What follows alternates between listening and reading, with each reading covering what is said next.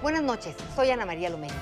Hoy al filo, Carla Humphrey, consejera del Instituto Nacional Electoral.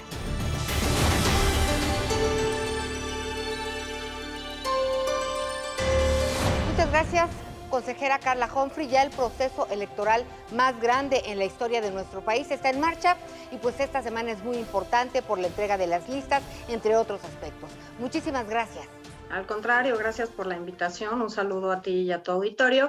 Y bueno, sí, es una semana importante porque claramente pues hoy culmina la etapa de registro de postulaciones de los partidos políticos. Hoy se cierra el plazo para que nos entreguen estas candidaturas. Como autoridad electoral tenemos estos días y como último día el 3 de abril para hacer esta sesión de Consejo General para registrar aquellas candidaturas que cumplan con todos los requisitos que exija la norma y que además en esta ocasión cumplan con esta 3 de 3 contra la violencia, así que bueno, es un proceso que tiene mecanismos novedosos, que tiene dos reformas, una constitucional y una a varias leyes, distintas leyes, para combatir o dar un marco para prevenir, atender, sancionar y erradicar la violencia política en razón de género.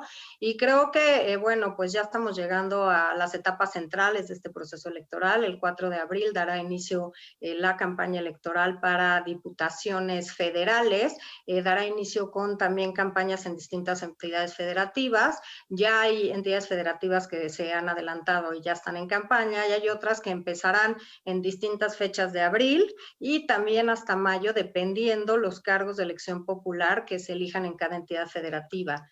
Es como muy importante recordar lo que dijiste, es la elección más grande por el número de cargos, más de 20,000, porque es la primera vez que en todo el país hay elecciones, en todas las entidades federativas se elige cuando menos un cargo de elección popular, también por el número de ciudadanas y ciudadanos que podrán votar, 93 millones de ciudadanos, y también por el número de casillas que instalaremos, que serán 163,000, un poco más.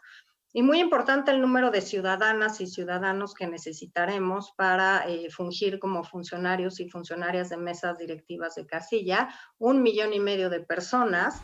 Ya estamos a estas alturas yendo de casa en casa, nuestros y nuestras capacitadoras asistentes electorales, con estas cartas de las personas que fueron sorteadas, acuden al domicilio de cada una de ellas, invitándoles a participar primero en la capacitación para después determinar quién puede finalmente integrar estas mesas directivas y en cada uno de los cargos. Debo decir que hemos tenido muy buena aceptación. Estas listas son muy importantes, sobre todo es importante la revisión. ¿Qué se revisa? ¿Qué requisitos deben cumplir las y los candidatos? Tienen que acreditarnos los requisitos que están establecidos, por supuesto, en el marco normativo electoral, por ejemplo, la edad, por ejemplo, tener un comprobante de domicilio, por ejemplo, también tener su credencial de elector vigente, también depende, por supuesto, aquí a nivel federal, cambian las entidades federativas, tenemos registradas 2 coaliciones que no son totales, pero que van por un buen número de distritos, tenemos además un partido político nacional que decidió ir solo en esta competencia electoral y tenemos 3 partidos políticos nuevos. Por tanto, lo primero que hace la autoridad electoral es verificar toda la documentación que nos tienen que entregar los partidos políticos. Si no entregan toda la documentación, hay un plazo legal en que nosotros les requerimos para que nos presenten esta información y hay solo una información que ellos no tienen obligación a dárnosla porque es algo que es un producto, digamos, institucional, que es la revisión de los topes de gastos de precampaña, que no hayan sobrepasado estos topes de gasto, porque esto es una causal de nulidad, digamos, y de impedimento para que se registren en estas candidaturas. Lo novedoso también, pues, es esta revisión que haremos de la 3 de 3, que es un reto importante porque, bueno, como tú bien sabes, pues hay retos y casos límites que se han planteado en distintas entidades federativas respecto a pues algunos personajes que no tienen, digamos, una sentencia condenatoria y que claramente eso en un estado de derecho y de presunción de inocencia, pues claramente es un tema que como autoridad tenemos que tomar en cuenta, pero también es cierto que en el contexto de violencia y de discriminación que hemos sufrido las mujeres en nuestro país, una de las formas de violentarnos es de negarnos acceso a justicia pronta y expedita, y este sí tiene que ser un tema con el que tenemos que seguir revisando, valorando, analizando e interpretando. ¿Qué es esto de 3 de 3? Porque es uno de los mecanismos novedosos. Sí, dentro de este marco normativo para prevenir, atender, sancionar, erradicar la violencia política en razón de género, que se publicó el 13 de abril del año pasado, es decir, hace menos de un año, y que costó de verdad mucho tiempo, muchas reformas, más de 40 iniciativas, y se logró por fin tener un tipo penal, o sea, ya es delito también cometer violencia política en razón de género. Se establecieron distintas causales, por ejemplo, de violencia política, el concepto de violencia política, y uno de los temas importantes es que se obliga a la Autoridad Nacional Electoral a emitir unos lineamientos para que los partidos políticos atiendan y prevengan y sancionen la violencia política al interior de sus institutos políticos. Estos lineamientos los aprobamos en el mes de octubre y incluimos dos cosas que son novedosas. Uno, una primera forma de violentar a las mujeres que quieren ingresar a la política es que los partidos políticos cumplen con su obligación constitucional de postularlas, pero no les dan dinero para sus candidaturas o no les dan acceso a los tiempos del Estado en radio y televisión. Así que incluimos la obligación de que al menos tienen que destinar el 40% de financiamiento público para las campañas de sus candidatas y el mismo porcentaje en espacios en radio y televisión. Y junto con esto recogimos una iniciativa de organizaciones de la sociedad civil, también apoyada por diputadas de todos los partidos políticos, para incorporar esta declaración 3 de 3 contra la violencia, que quisimos hacerla obligatoria para los partidos políticos para que revisaran los antecedentes de las personas que estaban postulando a un cargo, en este caso a una diputación federal. Pero que bueno, se quedó como un requisito o como una declaración de buena fe y bajo protesta de decir verdad, de que la persona que está siendo postulada y que firma esta declaración no ha sido condenado, tiene sentencia por violencia familiar, por violencia sexual contra la intimidad sexual o la intimidad corporal y por ser una persona deudora alimentaria morosa, es decir, que no está al corriente con sus obligaciones respecto a la pensión alimentaria. Consejera, ¿cuáles son los desafíos de esta elección en medio de la pandemia? Sí, te diría que pues cada elección es distinta, cada proceso electoral es distinto y este claramente pues está pues caracterizado por la pandemia, que bueno, ya hemos organizado las elecciones junto con las autoridades locales de Hidalgo y de Coahuila, hemos aprobado protocolos para cuidar la salud de las y los ciudadanos, para mitigar el riesgo de contagios y seguimos como que actualizando y revisando elecciones en todo el mundo para ver qué otras medidas podemos tomar para salvaguardar la salud de nuestros funcionarios y funcionarias, pero también, por supuesto, el 6 de junio de las personas que acudan a votar y también de aquellos y aquellas que integren las mesas directivas de casilla, como pues acudir a votar con cubrebocas, hacer la fila cubriendo esta distancia de seguridad, solamente podrán ingresar 2 personas a cada casilla a votar.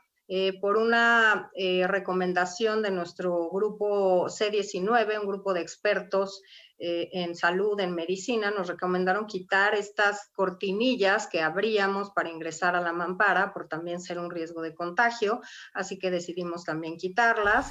Hemos también llamado a la ciudadanía a llevar su pluma o su plumón para marcar la boleta, para no estar intercambiando, digamos, el crayón de mano en mano y también reducir contagios. Habrá también gel, toallitas desinfectantes en todas las mesas directivas de casilla.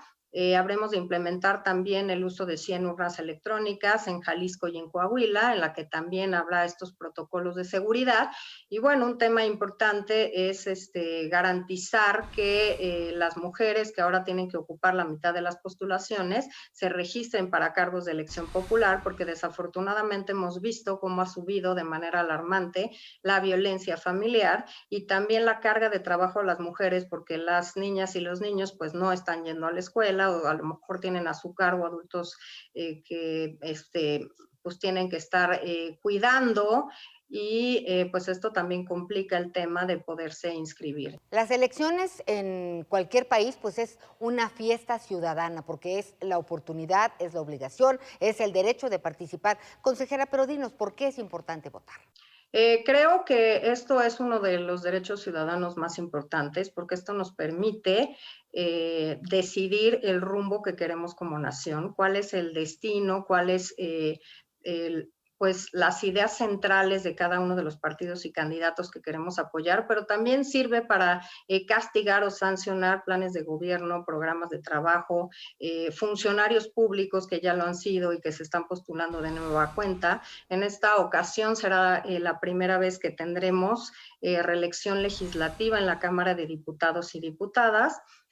Casi el 90% de los integrantes de la Cámara de Diputados y Diputados manifestaron su intención para reelegirse, para tener una elección consecutiva. Y bueno, esta es una decisión cupular que se toma por los partidos políticos respecto a quién se van a postular para reelegirse o no, pero también es un dato importante porque a nivel federal no hemos tenido reelección, a nivel de entidades federativas ya han tenido experiencias con este tema, y creo que es necesario aclarar que en estos casos también tiene que cumplirse con la paridad. Los partidos políticos siempre y en todos los casos, no importa si se trata de reelección, tienen que cumplir con ese principio constitucional, y que también hemos aprobado distintas acciones afirmativas porque creemos importante hacer o que se constituyan órganos donde todas y todos estemos incluidos y representados. Y también estaba viendo que tuviste un taller para platicar con mujeres de los pueblos originarios, con mujeres pues que les ha costado el triple o más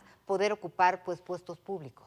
Sí, la verdad es que es un caso muy importante porque en este registro de personas sancionadas hemos visto algo que ya sabíamos, que las mujeres a nivel municipal y de pueblos y comunidades indígenas son las más violentadas, precisamente porque el foco de todos está en estas elecciones o presidenciales o de gubernaturas o de congresos locales, y creo que hay que poner especial atención en las mujeres de pueblos y comunidades indígenas. Tuvimos una reunión con la UNESCO y con distintas radios indígenas, indigenistas y comunitarias, justamente para coproducir distintos materiales para hacerles saber a todas las mujeres en nuestro país, pero particularmente a las de pueblos y comunidades indígenas, que tienen el derecho a ocupar cualquier cargo de elección popular dentro de su comunidad, dentro de su municipio, dentro del estado y por supuesto a nivel federal, y a que tienen que hacerlo en contextos libres de violencia. Entonces vamos a producir materiales para hacerles saber estos derechos, para hacerles saber las vías que tienen para denunciar la violencia política,